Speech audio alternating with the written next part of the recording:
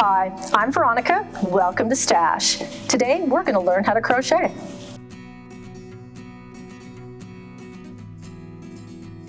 All right, first I want to go over the project that we have for Learn to Crochet.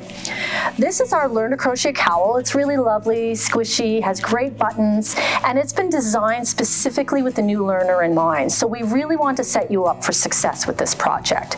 You can get this pattern on our website if you just find a tab that says Learn to Crochet, and all of those resources will be there.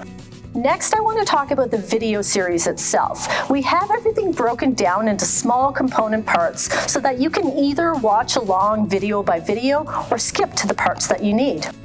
Let's talk supplies. We do have a kit for this great project on our website, but you don't have to purchase it to be successful. You can always go to your local yarn shop or your local craft store and round up everything you need to learn how to crochet. For this project, you will need some super bulky yarn. You will want to have scissors handy. You will need a 12mm crochet hook. A handy little stitch marker that you can close.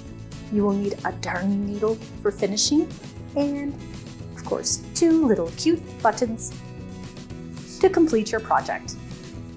Excellent! Now let's get started with crochet.